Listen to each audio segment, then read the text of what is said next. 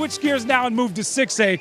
Two very improbable stories to get to this point, right? Red Mountain lost 5 straight regular season games, then ran through the playoffs, knocking off top seed after top seed to get to the state title game. Saguaro, 5 wins in a season for the first time since the mid-2000s, but yet here the Sabercats are back at another title game with a chance to win another title.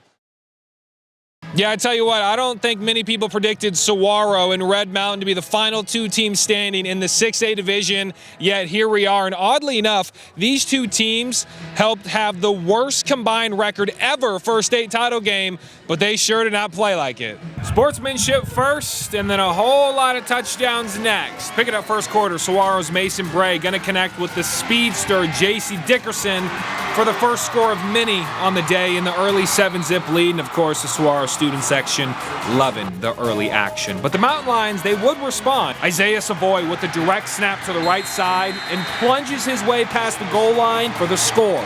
And we got ourselves a game, ladies and gentlemen. So we jump ahead late second quarter.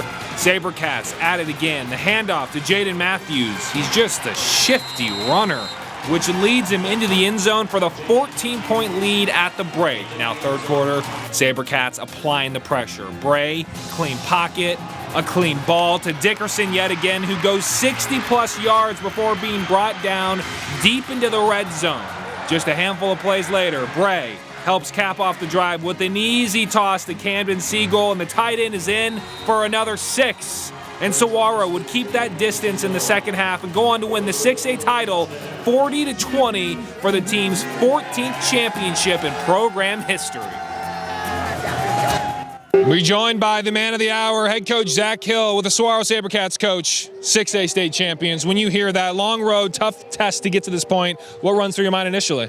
Boy, it was a long road. You know, we had a lot of ups and downs through this season, some injuries, some losses in there, and you learn. You know, you learn from those things. And we're an experienced team at this point of the year, and we started playing really well. The guys came together, and it's great to be able to finish it here with the win.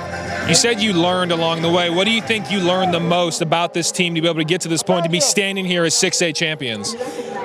Just to stay with it, you know, to stay with it, and it's all about mentality every day, and we just try to stay focused on one day at a time each week, and that's what it took, you know, to get here and get through the playoffs and finish it.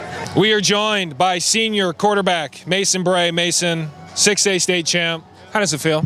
I mean, it feels great. All that hard work over the season finally paid off, and this is what I've been looking forward to.